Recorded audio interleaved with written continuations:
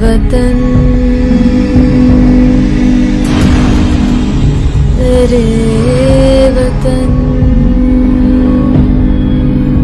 बहुत परेशान था, बहुत परेशान। यहाँ से भगा दिए, हट जाकर यहाँ भगा देंगे, पुलिस वाले डंडे मारते। मैंने पक्का से रखी तो बहुत मारा।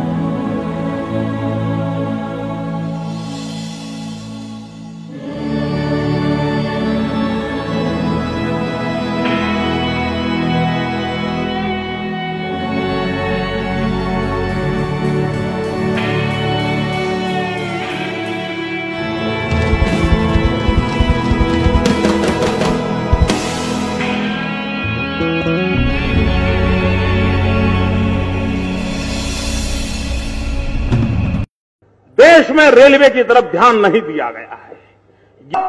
तब देश को बुलेट ट्रेन से कम 4 दिशाओं में जाने का काम हम खड़ा कर दें। आप देखिए, दुनिया नए सिरे से हिंदुस्तान को देखने लगेगी। भाइयों बहनों, सोच का सवाल है। विचार कोई करे, समय लगाए, देखें। भाइयों बहनों, आप कल्पना नहीं कर सकते रेलवे हिंदुस्तान की कितनी बड़ी ताकत बन सकता है।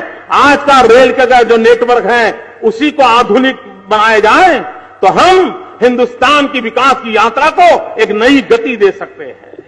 दुर्भाग्य है मित्रों, देश में रेलवे की तरफ ध्यान नहीं दिया गया है। तब देश को बुलेट ट्रेन से कम 4 दिशा।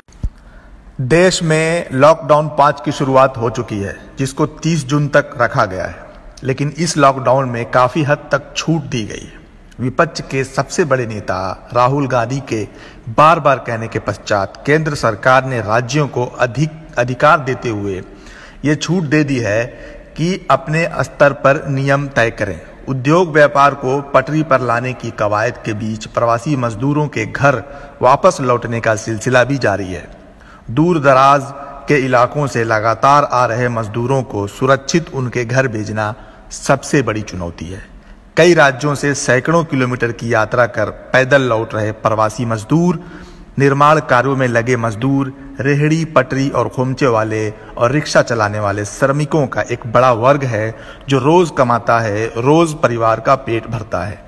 लेकिन कोरोना वायरस के कारण हुए लॉकडाउन के बाद ऐसे लाखों दिहाड़ी मजदूरों के सामने रोजी रोटी का मसला खड़ा हो गया है।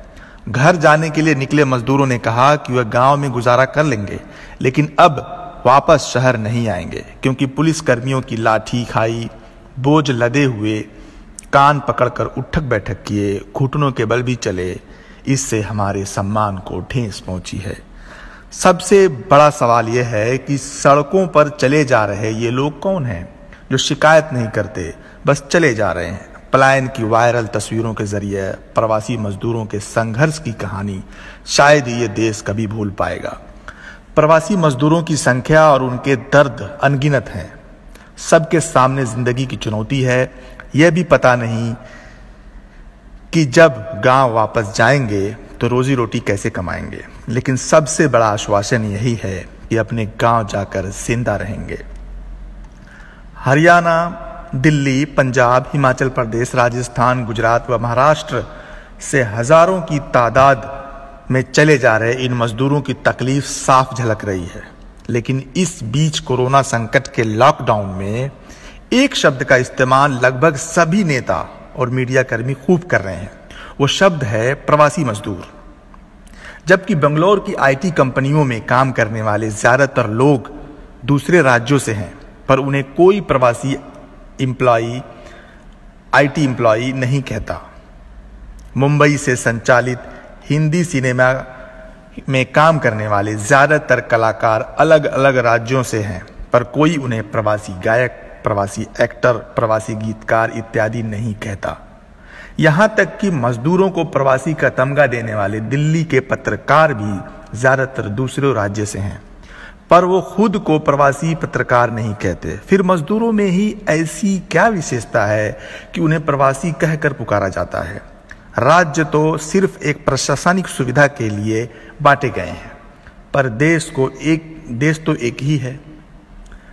और एक बात, जो विदेश में काम करते हैं उन्हें कोई भी अंतर्राष्ट्रीय मजदूर नहीं कहता, प्रवासी भारतीय कहते हैं।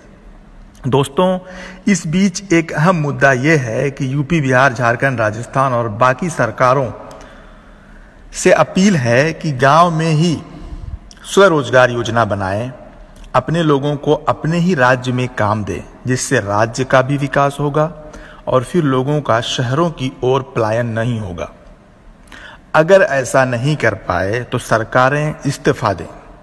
दूसरी तरफ विदेश से आए अमीर लोगों की जांच ठीक से अगर होती तो आज गरीब मजदूरों का यह हाल न होता। क्या सरकार मान चुकी है कि उसका काम सिर्फ घोषणा करना है और तर्क ढूंढना जनता की जिम्मेदारी है? महामारी से इतना तो पता चला है कि आजादी के बाद सभी सरकारों ने वोटों के फिक्र की है। अगर देश की फिक्र की होती तो आज ये हाल ना होता। चुनाव आएंगे और मजदूर चुनाव में अपनी आपबीती का बखूबी जवाब देंगे, उनसे यही उम्मीद है। दारू, बिरयानी और रुपयों को ठोकर मारेंगे, जैसे ठोकर मजदूरों को सरकार ने मारी है। दलितों के घर भोजन का ड्रामा, ये सब नहीं होने देंगे। अगर फिर झांसे में आए तो ये तो पक्का है कि नेता तुम्हारा कफन भी बेच खाएंगे। चुनावी रैली होती है, कोई फिटनेस टेस्ट नहीं होता, खाना पीना पैसा सब मिलता है। नेताओं को सिर्फ गरीब मजदूर चुनाव के समय याद आते हैं। मैं मजदूर भाइयों से निवेदन करता हूं कि आप अपनी टूटी चप्पल संभाल के रखना। जब कोई नेता चुनाव के समय आपके पास वोट लेने आता है तो अपने उसी चप्पल से उनका फिटनेस टेस्ट चेक करें। इस बीच जनता से एक बात कहना चाहता हूं कि जिस व्यक्ति का परिवार ना हो उसे राजा नहीं बनना चाहिए। वो इतना संवेदनशील नहीं होता। वो दर्द पढ़ सुन सकता है लेकिन महसूस नहीं कर सकता। देश के लोगों, तुम्हारे तो परिवार हैं, तुमने क्यों महसूस नहीं किया? दोस्तों, आज की रिपोर्ट में बस इतना ही। हम फिर किसी नए मुद्दे को लेकर के आपके सामने हाजिर होंगे। हमारी ये रिपोर्ट कैसी लगी कमेंट बॉक्स में आप बता सकते हैं। हमारे फेसबुक चैनल को फॉलो करें और हमारे यूट्यूब चैनल को सब्सक्राइब करें। मैं अली अरशद आजमी, INA न्यूज़।